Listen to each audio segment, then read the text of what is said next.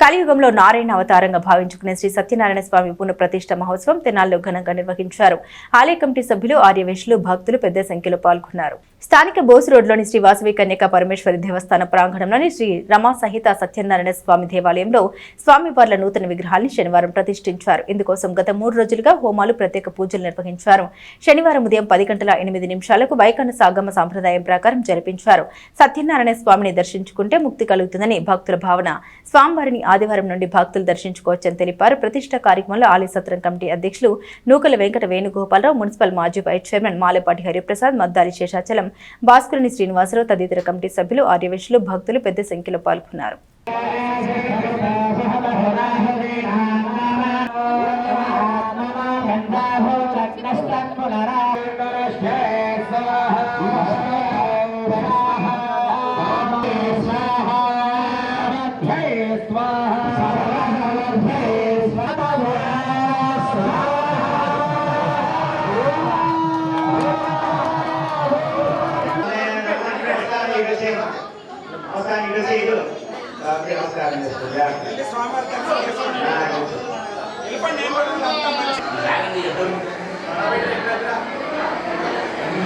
బోస్ రోడ్లో వేంచేసినటువంటి శ్రీ వాసవి కన్యకా పరమేశ్వరి అమ్మవారి దేవస్థానం ఆవరణలో రమా సహిత సత్యనారాయణ స్వామి నూతన విగ్రహాలు పునఃప్రతిష్ఠ మహోత్సవం జరుగుతుంది. ఈరోజు ఎంతో కన్నుల విందులుగా తెనాలి పుర ప్రజలందరూ కూడా పాల్గొని అమ్మవారి కృపకు పాత్రులయ్యేందుకు చాలా సంతోషంగా ఉంది. అట్లాగే ఈ నూతన విగ్రహ ప్రతిష్ఠ సందర్భంగా అన్న సంతర్పణ కూడా ఏర్పాటు చేయడం జరిగింది. ప్రజలందరూ కూడా అమ్మవారి అన్నప్రసాదం స్వీకరించి అమ్మవారి అనుగ్రహం ప్రాప్తి కావాలని కోరుకుంటున్నాం.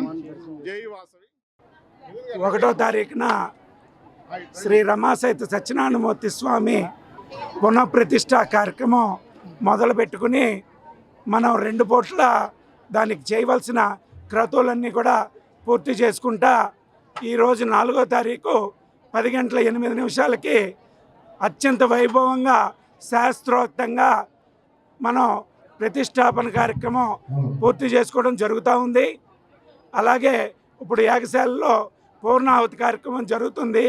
జరిగిన తర్వాత స్వామివారికి అలంకారం చేసుకుని అమ్మవారికి, స్వామివారికి అర్చన చేసి తర్వాత అన్నప్రసాద వితరణ జరుగుతుంది.